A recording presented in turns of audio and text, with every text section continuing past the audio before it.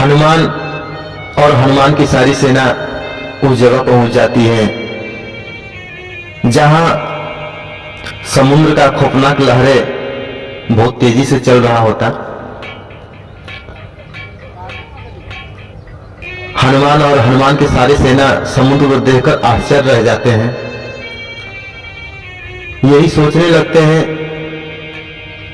कि सीता माँ का पता भी लग गया कि समुद्र के उस पार है, लेकिन समुद्र को लांघेगा कौन। उधर हनुमान और जामवंत, अंगद,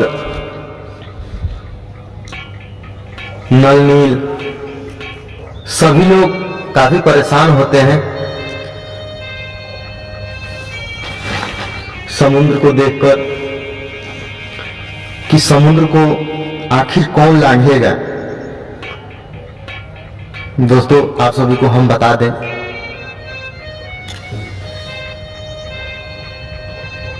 कि हनुमान के पास इतना बल था कि चाहते तो एक क्षण में समुद्र को लांघ देते, पर समस्या की बात यह है कि हनुमान जब बचपन में थे, बालपाल में, तो कुछ ऋषियों को बहुत ज्यादा परेशान करते थे। इसलिए ऋषि ने श्राप दिया था और हनुमान जी अपना शक्ति भूल चुके थे। तो इसी की तरह हनुमान बहुत ज्यादा सोचते सोचते परेशान थे और जामवंत, अंगद, नल नील जितने भी सेना थी काफी परेशान थे कि समुद्र को आखिर लांघेगा कौन। अंगद बोलते हैं समुद्र हम लांघ तो देंगे, पर वापस आने की कोई गारंटी नहीं है।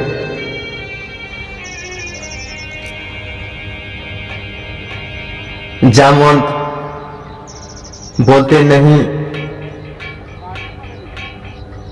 जो वापस नहीं आ पाएगा उसको जाना उचित नहीं है।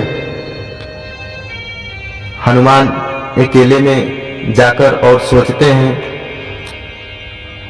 कि अगर वापस जाते हैं तो श्री राम प्रभु को क्या जवाब देंगे हम।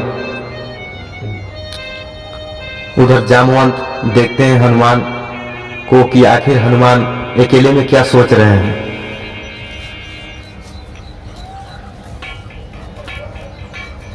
जामवंत हनुमान जी के पास जाते हैं और हनुमान से पूछते हैं कि हे महावीर, आप अकेले में क्या सोच रहे हैं। हनुमान जी कोई जवाब नहीं देते हैं और समुद्र की ओर देखते हैं और मन में विचार करते हैं कि सीता को हमने पता लगा लिया, लेकिन समुद्र को लांघेंगे कैसे, क्योंकि हनुमान अपना सारा शक्ति भूल चुके थे। जामवंत को हनुमान जी के बारे में सब कुछ पता था। जामवंत सभी सेना को बुलाती है और आपस में विचार करते हैं। फिर जामवंत हनुमान की सारी बीती हुई कहानी सुनाते हैं कि हे महावीर, आप में इतना ज्यादा शक्ति है कि आपके अलावा कोई समुद्र को लांघ नहीं पाएगा। आप ही क्षण भर में समुद्र को लांघ पाएंगे। हनुमान की शक्ति जितना भी था जामवंत जी उनको याद दिला रहे थे, पर हनुमान जी को याद नहीं आ रहा था।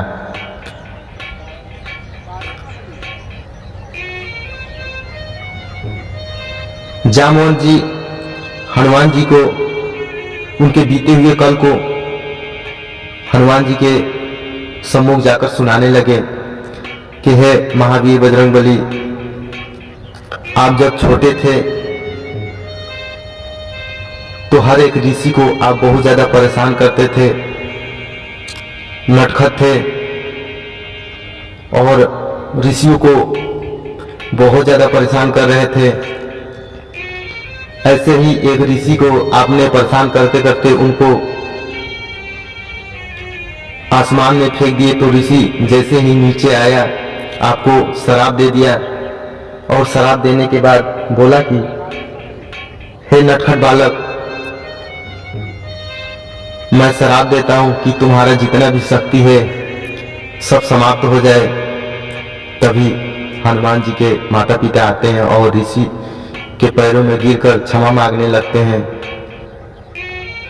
क्षमा मांगते हैं और बोलते हैं, हे ऋषि, बालक है, आप इसे क्षमा कर दीजिए। फिर ऋषि बोलता है, शराब तो वापस नहीं लूंगा, लेकिन एक बात जरूर बता देता हूं कि श्री राम प्रभु का जब जन्म होगा और उनके कार्य में हनुमान जी अपना हाथ बटाएंगे और जहां इनकी जरूरत पड़ेगा वहीं किसी कोई लोग इनको याद, इनकी शक्ति को दिलाएगा, शक्ति इनका वापस आ जाएगा। जामवंत सारी बात बताते हैं और हनुमान जी को फिर वही शक्ति दोबारा मिल जाता है। हनुमान जी गर्जने लगते हैं और जय श्री राम की नारा लगाने लगते हैं। नारा लगाते ही हनुमान जी का शरीर अथाह बलों में आकर्षित होने लगता है, बढ़ने लगता है। सभी लोग जितनी भी सेना थे वहां देखकर हनुमान जी को जय जयकार लगाने लगते हैं और हनुमान जी वहां से आकाशवाणी की तरफ से उड़ने लगते हैं और समुद्र को लांघने का प्रयास करने लगते हैं। हनुमान समुद्र को लांघ देते हैं। कुछ ही क्षणों में समुद्र को हनुमान जी लांघ देते हैं और जाकर लंका में उतर जाते हैं। लंका में उतरते ही वहां लंका के गेट पे एक लंकनी नाम की राक्षस रहती थी, जहां उनको रावण ने पहरा लगाने का अनुमति दे रहा। जैसे हनुमान उनके सामने विकराल रूप में आते हैं और लंकनी को अपने गदा से एक गदा मारते हैं, तैसे लंकनी समझ जाती है कि रावण पे कोई मुसीबत आने वाला होता है। लंकनी वहां से चला जाती है और हनुमान जी लंका में प्रवेश करते हैं। दोस्तों, हम आशा करते हैं कि आप सभी को ये कहानी बहुत ज़्यादा अच्छा लगा होगा, तो आप लोग हमारे चैनल को सब्सक्राइब कर दीजिएगा, ताकि मैं ऐसे ही रामायण की हर एक कहानी आप सबके बीच में लाता रहूँगा। मिलते हैं नेक्स्ट कहानी में, तब तक आप सभी को वंदे मातरम, जय श्री राम।